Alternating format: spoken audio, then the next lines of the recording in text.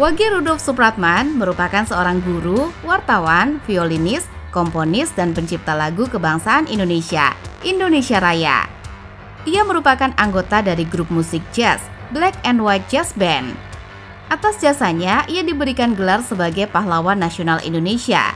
Dan tanggal lahirnya, 9 Maret, ditetapkan sebagai Hari Musik Nasional.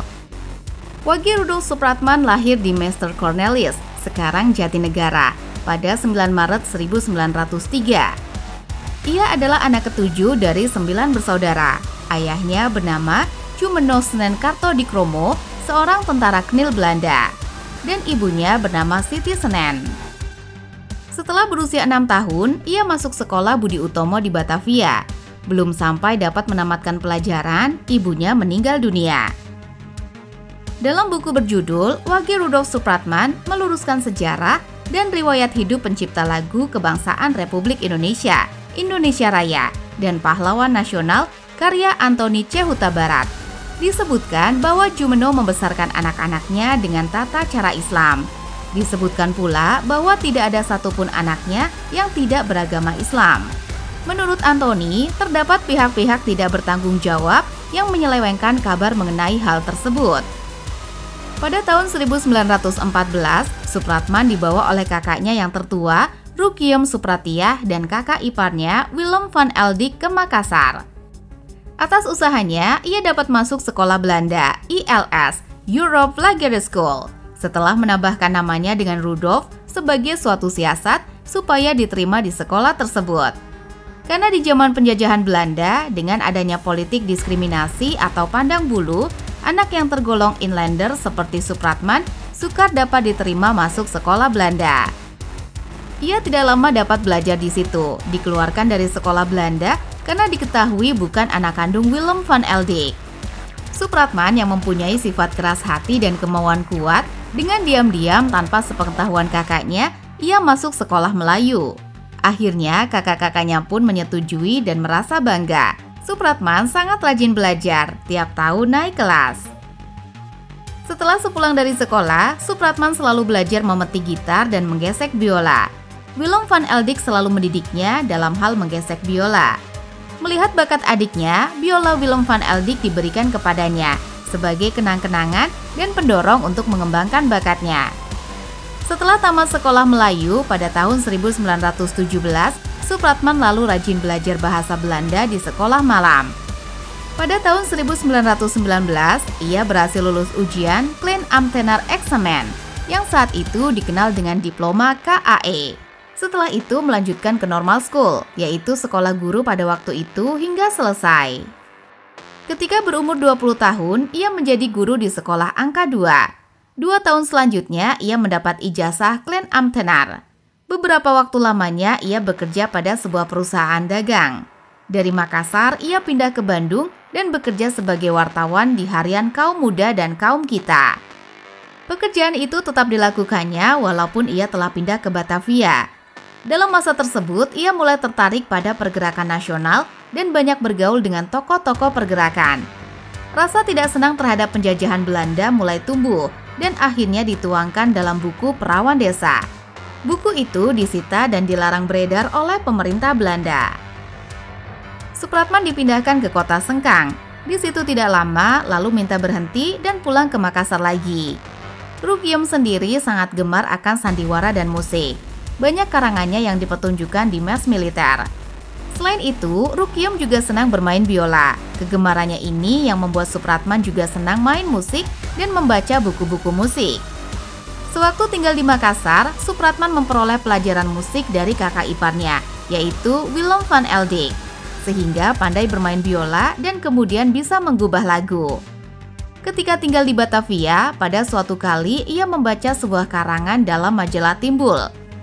Penulis karangan itu menantang ahli-ahli musik Indonesia untuk menciptakan lagu kebangsaan. Supratman tertantang, lalu mulai menggubah lagu. Pada tahun 1924, lahirlah lagu Indonesia Raya.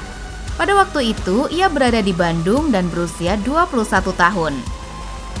Pada bulan Oktober 1928, di Batavia dilangsungkan Kongres Pemuda II. Kongres itu melahirkan Sumpah Pemuda. Pada malam penutupan Kongres, tanggal 28 Oktober 1928, Soepratman memperdengarkan lagu ciptaannya secara instrumental di depan peserta umum. Secara instrumental dengan biola atas saran Sugondo Joyo Puspito, berkaitan dengan kondisi dan situasi pada waktu itu. Pada saat itulah, untuk pertama kalinya lagu Indonesia Raya dikumandangkan di depan umum. Semua yang hadir terpukau mendengarnya. Dengan cepat lagu itu terkenal di kalangan pergerakan nasional. Apabila partai-partai politik mengadakan kongres, maka lagu Indonesia Raya selalu dinyanyikan.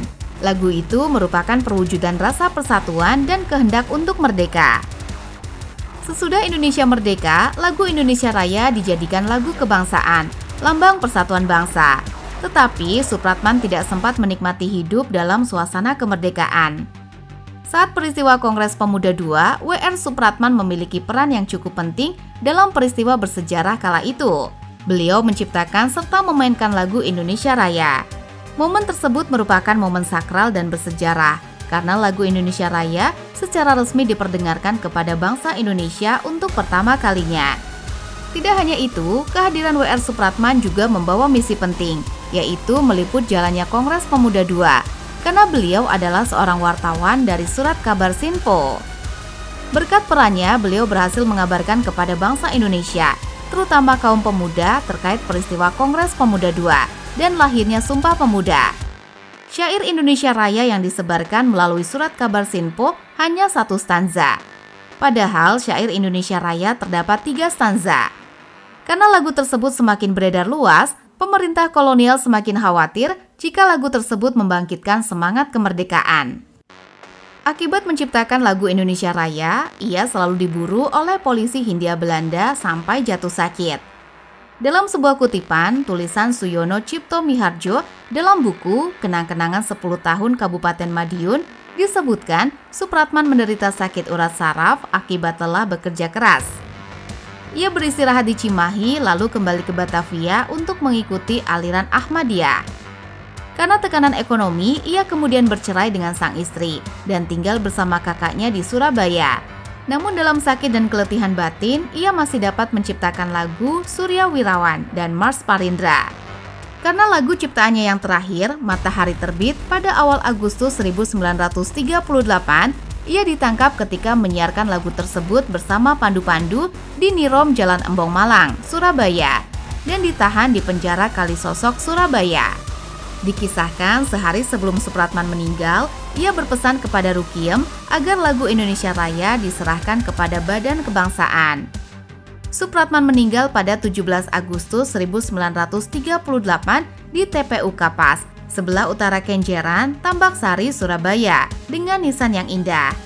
Ia dimakamkan secara Islam, kemudian oleh panitia monumen dari Departemen Pendidikan, Kebudayaan dan Pengajaran Perwakilan Jawa Timur.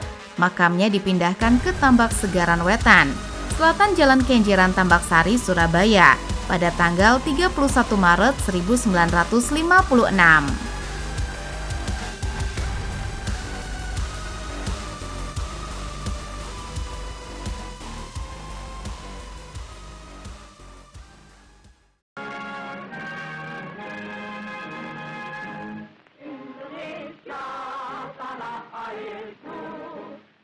Tumpah darahku, di sanalah aku berdiri, jadi pandu hidupku. Indonesia kebangsaanku, bangsa dan tanah airku. Marilah kita berseru, Indonesia bersatu. Hiduplah tanahku, hiduplah negeriku, bangsaku, rakyatku semuanya. Bangunlah jiwanya, bangunlah badannya untuk Indonesia Raya. Indonesia Raya, merdeka, merdeka, tanahku, negeriku yang ku cinta. Indonesia Raya, merdeka, merdeka, hiduplah Indonesia Raya. Indonesia tanah yang mulia, tanah kita yang kaya. Di sana berdiri untuk selama-lamanya. Indonesia tanah pusaka, dapat kita semuanya. Marilah kita mendoa Indonesia bahagia. Suburlah tanahnya, suburlah jiwanya, bangsanya, rakyatnya semuanya. Sadarlah artinya, sadarlah buktinya untuk Indonesia Raya. Indonesia Raya, merdeka, merdeka, tanahku, negeriku yang ku cinta. Indonesia Raya, merdeka, merdeka, hiduplah Indonesia Raya. Indonesia tanah yang suci, tanah kita yang satu. Sanalah aku berdiri, jaga ibu sejati. Indonesia tanah berjeri, tanah yang aku sayangi. Marilah kita berjanji, Indonesia abadi. Selamatlah rakyatnya, selamatlah putranya, pulaunya,